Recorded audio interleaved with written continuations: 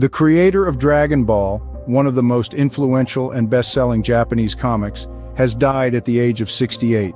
Akira Toriyama was 68. An official statement said he'd suffered a blood clot on the brain.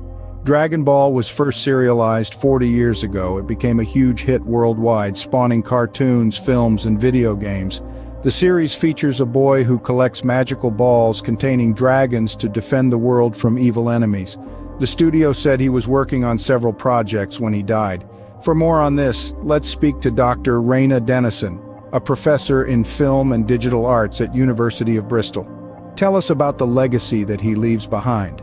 Toriyama is one of the most influential manga artists that there has ever been. He's influenced a whole genre of manga in Japan, known as shonen manga or boy manga, which is the most popular in Japan and around the world.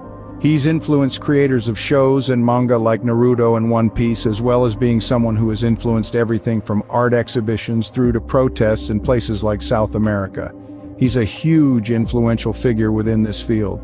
Dragon Ball came around in the 1980s and 1984 and was perfectly situated in a growing manga and media market in Japan, and so was quickly adapted into animation, famously into Dragon Ball Z, the second part of an anime series that really took the world by storm. The manga's been adapted into over 21 different countries and languages now, and the anime was brought originally in 36 different countries. So it has had just this perfect international spread as part of its history.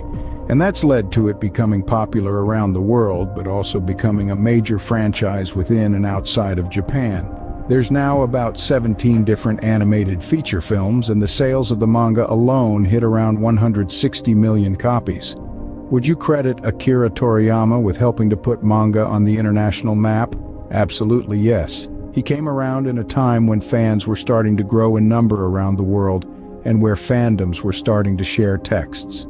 The first time I came across Dragon Ball was when a friend from China introduced me to the manga when I was living in South Yorkshire. So, it's an amazingly well-traveled story, and it starts in China. It's an adaptation actually of Journey to the West, with Son Goku, the main character, being named for Sun Wukong, the Monkey King. He was quite a quiet figure, quite a reclusive figure, but he's always been very careful about controlling his materials within Japan, and he's been very popular there for generations because I think his stories